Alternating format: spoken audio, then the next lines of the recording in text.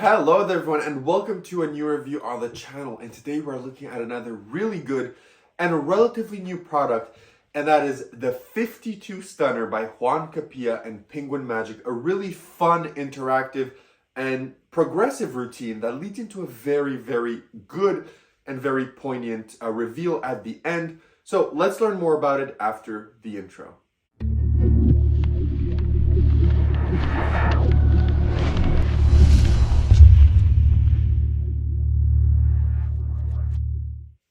Perfect, so you decided to stick around, which means you want to learn more about 52 Stunner. Now, what is 52 Stunner? It's a two-phase routine with two reveals that build upon each other to become more and more impossible. And I'm going to perform this to you in a very streamlined and quick way. Since I don't have a spectator, I'm just going to do it really fast to just give you a gist of how this would look. So you could also, for starters, you could have this as a prediction on the table, or you could actually have it inside of the deck of cards to start with. Depends how you want. I prefer to have it inside of the deck, but since today I have a blue deck of cards, we're just going to place it on the table. So let's say in this situation, you would say that you have a prediction from another deck for them in a moment, okay? So you're going to tell them that they can cut the deck or whatever, that they're just going to, at any point, they're just going to call stop for you, and you're going to give them a card. Let's say here, you place it right there, and then you tell them to take a look at the card. So let's say they take a look and they remember this card. You then place the card back inside of the deck and you give everything away for them to shuffle. So now you tell them that if that selection was fair or whatever pattern that you want, and then tell them that you had a prediction on the table from the start. Would they be surprised if you had managed to predict the card that they freely selected from the start? They'll probably say yes. And then you tell them, of course I did, because on this card, there's actually 52 cards. There's every single card inside of the pack on this card. You do the casual gag, however you want to build up to it. But then you tell them, you know, I know that was, it doesn't seem that impressive, but if you look, there's one card that sticks out among the rest. Can you look on the third row? There's one card that sticks out among the rest. And I don't know if that the camera's going to pick up on that and you can see that. But you could see there that the Queen of Hearts is the card that's sticking out from the spread. And you would ask them, you know, was that the card? And then they would say yes. You get a small reveal through that. But you tell them, you know, this trick wasn't that good. Let's make this really impossible. So what I want you to do is I want you to take the card, and I want you to look at, let's say, a number card. Go for a number card since we already had a picture card. Plus, there's more number cards, so it's even harder for me to achieve this. So go for a number card that you see on there. They go for one card that they see. And since I don't have a spectator here, I can't really perform the last phase, but they'll be thinking of one of the 52 cards that they see on there. And then you'd be able to just come through the deck just like this.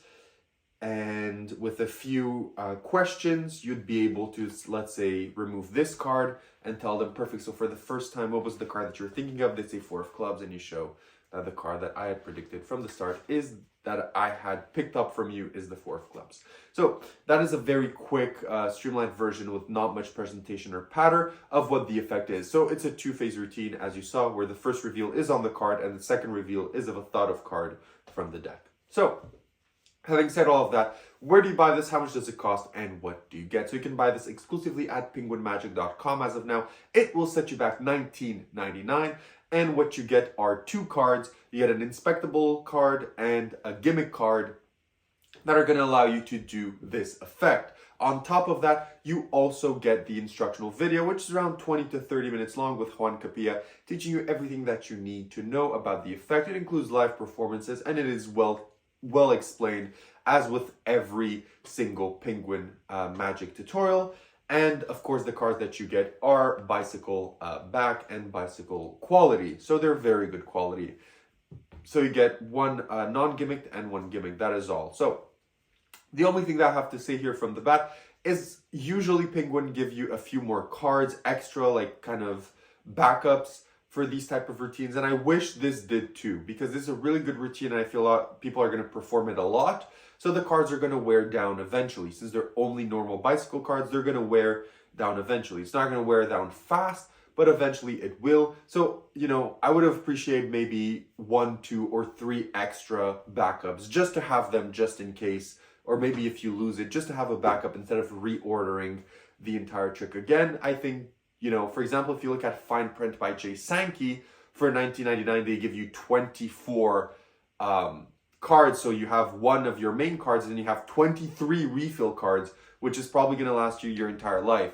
So I wish here they maybe would have included maybe even 1 or 2 or 3 more just as a backup to have in any case instead of reordering, because especially for me, Penguin Magic products usually get to my house in around 2 weeks to 2 months. So and most of the time it's a month to a month and a half. So let's say I lose my gimmick at a show and I really like this and I want to perform it more and more, I'd have to wait almost a month to get a new one delivered to me. And if I had a backup, that would solve it. So that's just one of the main things that I wanted to mention about what you're getting. So having said all of that, what is the difficulty of this to perform? So the difficulty is really not that hard, and I'm going to split it down into 2 categories. So the first phase and the second phase. So for the first phase, I think most people know what's going on. It is very, very simple. A beginner could do it as long as you're able to get the Queen of Hearts to be revealed. You will be good to go, because that is the card that has to be revealed for the first phase. So no matter what, you are stuck with the Queen of Hearts. So if you perform this from table to table, the first phase will always be the Queen of Hearts. However, the second phase is truly a thought of card from among what is on there. From among the apparently 52 different cards, they're going to think of one. So for that phase, it's still pretty easy and beginner level, but maybe a bit more intermediate, because there is some catching fish to do here, right? By saying that, most people understand what I mean. But it's very, very easy, because since you're asking your spectator to, you know, go for a number card, since you've already had a picture, it narrows down the process that you have to do and makes it super easy, especially with what Juan Capilla selected as the reveals for this effect. It makes it super easy to get where you have to do with only 2 hooks. You know, I'm trying not to say too much, but I think everyone understands what I mean by that. With only 2 hooks, you're able to get to what you need to reveal the card. So overall, the effect is not that difficult. I'd say between intermediate and beginner, like straight in the middle, right? Because the first phase, I'd say it's purely beginner, and the second phase is a bit more intermediate. So put together, bam, you get exactly in the middle of those 2. That's where this stands in terms of difficulty. So second of all, let's talk about practicality. Is this practical to perform? And the answer is yes. All you need is your 2 cards. So if you want it to be inspectable, you need both cards. If you don't care about inspectability, which I believe for this type of effect you don't really need to, but it's nice to have it as a backup if ever someone asks, oh, can I re-see that card for a moment, to have it and give it out to them so they can inspect it. So all you need is just 2 bicycle cards that you can place inside of your wallet or inside the cellophane of your deck of cards, wherever you want. You just have those 2 cards and you're ready to perform. Especially this could be a borrowed deck. So if you have these in your wallet and the deck, and anyone has a deck of cards, you could do it. You could do it in the prediction style that I mentioned, that you say, look, I have here 1 card from a clearly different deck from yours, and I think this is going to have the card that you select on it in a moment. And then you proceed to do that with the card. So you could definitely do this pretty much impromptu as long as someone has a deck of cards. But most of the time, if you have your deck of cards, all you need to carry around is your 2 cards, and that is it. Nothing more. The only other thing that I have to mention about practicality here is the lighting conditions that you have and the spectators that you choose to do this on. So I've performed this a few times, and not all, but a few of the spectators had a really hard time to see the cards because they are printed very small. Now, I have glasses and they're really strong lenses, so I could see the cards even from here without much issue, right? But for some people that maybe don't have as strong glasses or don't wear their glasses in a said moment, or if the lights are a bit dimmer, it's going to be hard for some spectators, not all, to see the cards. So you will have to be mindful of that, because, for example, I had a spectator literally have to go like this to see a card when I was asking him to look at one of them and think about it. So really keep in mind who you're performing to and the lighting conditions, because that was my fault. The conditions weren't that...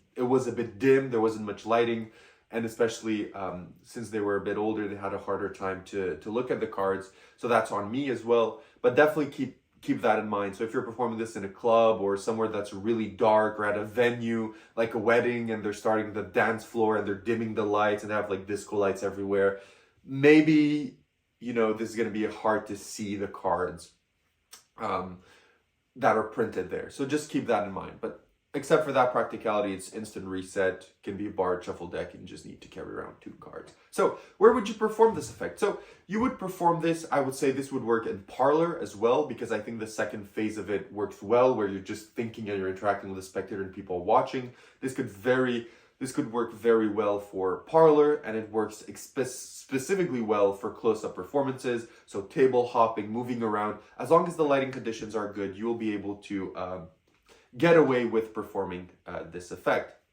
So performing environment-wise, pretty much anywhere. So as I mentioned, just be careful of the lighting a bit, and except for that, you're pretty much good, because there's no angle restrictions, there's no sleight of hand, nothing that you really have to be wary about when you perform this effect. So having said all of that, what are the positives and negatives of 52 Stunner? Now, the negatives are just twofold. So one of them is, I wish there would be 1 or 2 or even 3 more extra cards as backup provided to you in your packaging. And the second negative is that eventually, if you perform this from table to table to table constantly, eventually people are going to see that the cards that even in the second phase are named are always kind of getting similar. So you'll have to be wary of that if you're scared, okay? You have to be wary of that if you're scared of people talking at the end of the venue. Apart from that, those are all the negatives. So what are the positives? The positives are, this is super easy to carry around, relatively easy to do. It could be a borrowed deck, it's practical, you can do this pretty much anywhere, it's repeatable, it's examinable, and it's a really fun routine to do, and I like that it builds upon its phases. That is really, really great. So having said all of that, would I recommend 52 Stunner, and what would I give it out of 10? Yes, I would thoroughly recommend 52 Stunner. I think it's a great trick. It's a great reveal of cards. It's a great routine, and I've read even on the forums, a lot of people do agree with me, and they find that this is a really great effect, and I couldn't agree more. I definitely recommend it to you if you do card magic, even if you do mentalism. This could be a very cool piece to have in your repertoire. So what would I give it out of 10? I would give 52 Stunner a 9 on 10. It is a great effect, and one that I think you should pick up next time you order something from Penguin.